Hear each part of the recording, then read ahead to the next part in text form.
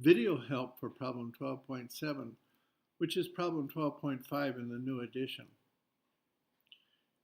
Actually, let's kind of go backwards and let's say remind ourselves of the old famous Heisenberg uncertainty principle in quantum mechanics, where we say that any uncertainty in the momentum times the uncertainty in the position has to be greater than or equal to some fundamental unit, Planck's constant, divided by 2 pi. There's our bar.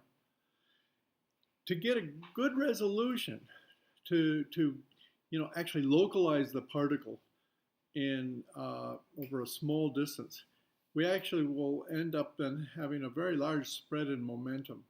It's really a wave story. That means we'll need large momentum components in the description of that particle. Well, actually, if you go and do the famous connection between momentum and the wave number, which is really, that k is just like the k that we're talking about in MRI. It involves h bar, and so h bar would cancel out, and we could just go to the uncertainty or the spread in k values, and the spread in x, has to be, this product has to be greater than or equal to 1, or something on the order of 1.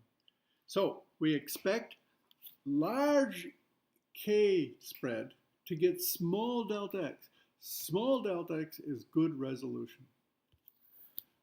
Well, this rect function is actually a filter in the sense we imagine multiplying this times our signal, representing the fact that we're really cutting off the measurements after a certain time, cutting off the measurements after beyond a large certain maximum k value. So that tells us that we are actually cutting it off only at large k if this w is large enough. Now, remember that the rect is 1 if between -1/2 and k over w and less than 1/2. Now, the Fourier transform of this, see, we want to find out actually what happens when we multiply this by our signal. We're restricting our signal to these k values through the rect filter.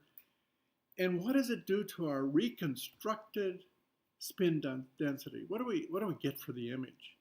Well, the Fourier transform of this will help us understand that. It's convolution stuff, but the Fourier transform will. Remember, the Fourier transform of a boxcar is a sinc. It's actually pi wx, as you'll see when you look at the table to get the transcription correct. That implies that in space, we've got this kind of this overall factor convolution of a sinc that has a big peak around x, some x0. Well, in this case, we've shifted it so it's x equals 0. We've got this big peak here, so most of our answer is going to come from the x's in here, and so most of it will come in x0 plus or minus delta x. x0 is 0. And the delta x you can consider to be then the zeros of the sinc function, which is the zeros of the sine. And we did that before in homework. So we can figure out the first 0 in here and relate delta x to w then, and you can compare that to the book, and you'll get the same answer. Actually works out exactly right. The first zeros give the bulk of the x values available, and therefore you'll have a relationship between w and delta x. Well, without giving it or talking about it, let me just mention one more thing. Blurring means that we've got terribly big, delta x. We've got poor resolution. If we have poor resolution, we expect that corresponds to the fact that we, big delta x, we will not have a big spread in delta k. We're going to have a very small window in delta k then.